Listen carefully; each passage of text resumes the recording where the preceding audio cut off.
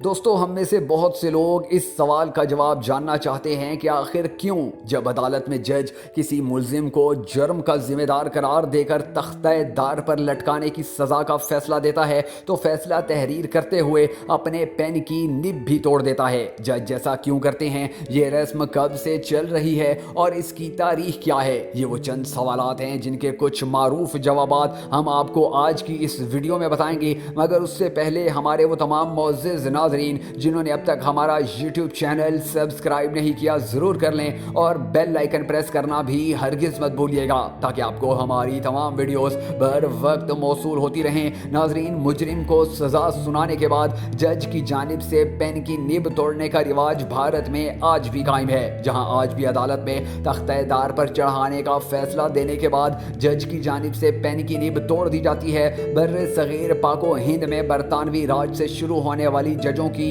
इस रिवायत की कई वजूहात आज तक पेश की जाती रही हैं, जिनमें सबसे ज़्यादा मशहूर रिवायत ये है कि जज की जानिब से इस सज़ा के बाद पेन की निब इसलिए तोड़ दी जाती है कि वो पेन जो किसी की मौत की वजह बने वो किसी दूसरे काम के लिए इस्तेमाल ना हो सके। दूसरी मशहूर वजह ये है कि जज इसलिए पेन की निब तोड़ते हैं ताकि अगर वो किसी को ये सज़ा सुना दें और लिख दें तो फिर कोई भी इस सज़ा को तब्दील ना कर सके, हत्ता कि वो अपने हुक्म पर नजर सानी या इस फैसले को फौरी तौर पर मनसूख भी ना कर सकें। आम तौर पर ये रिवायत भी पेश की जाती है कि जब जज ये सज़ा किसी को सुनाता है तो जज की जानिब से पेन की निब तोड़ना इस पर अफसोस का इजहार होता है, और आखिरी वजह ये भी बयान की जाती है कि जज पेन की निब इसलिए तोड़ देते हैं कि वो किसी को ये सज़ा देने के फैसले पर नादिम ना हो, उन्हें कोई पछतावा ना हो, ताकि वो इस पेन को नाकाबिल इस्तेमाल बना दें ताकि ये पेन उन्हें इस फैसले की याद ना दिलवाए। ये वो चंद वजूहात हैं जिनकी बिना पर जज मौत का फैसला देने के बाद अपने पेन की निब तोड़ देते हैं।